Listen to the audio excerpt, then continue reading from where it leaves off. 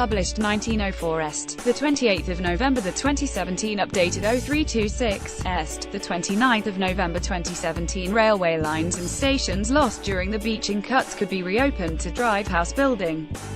The Transport Secretary said yesterday that reversing some of the 1960s closures would provide homes, boost the economy and ease overcrowding. Chris Grayling's ministry will today announce it is to accelerate plans announced in the budget to reopen a rail link between Oxford and Cambridge.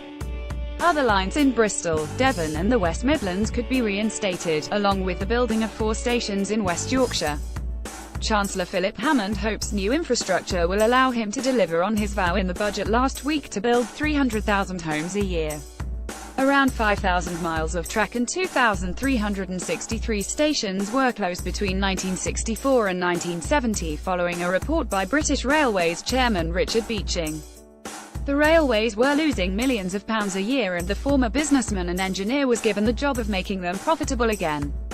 Bletchley Station, pictured at the midpoint of the Varsity Line in 1962, a route that was axed in the 60-SHIS 1963 report, the reshaping of British Railways, recommended closing down parts that were losing money, about a third of the network.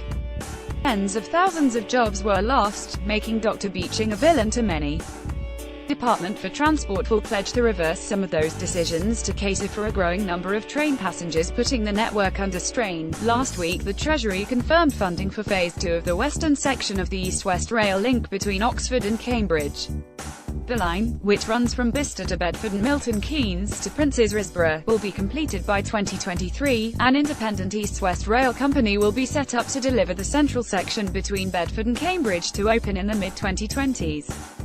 More than 100,000 homes will also be built in Oxfordshire by 2031 as a part of this investment in the region. The government hopes that the line will help create a hub for technology and science. Richard Beeching, who became known as Dr. Beeching, became a household name for his report on reshaping British Railways. Other proposed openings include lines from Bristol to Portishead and Bristol to Henbury. Further plans have been submitted to restore connections in Devon between Exeter and Oakhampton and Bere Alston and Tavistock. Further opportunities to reopen lines are being considered around Birmingham according to the government rail strategy. The 4 new stations being considered for West Yorkshire are Elland, Thorpe Park, White Rose and Leeds Bradford International Airport Parkway. Local authorities have to submit business cases to apply for central government funding. The DfT said 5,500 new carriages will be on the network by 2021, which is busier than at any time since 1919 despite being much smaller. The signal box at Elland Station, which was closed down in 1962 but is planned for a comeback in West Yorkshire. Mr. Grayling said, "We need a new way of working to help our railway deal with the challenges it faces. We need to expand our network to unlock jobs and housing growth across the country." Labour said the government was failing to tackle fare rises and accused it of scrapping millions in promised rail investment.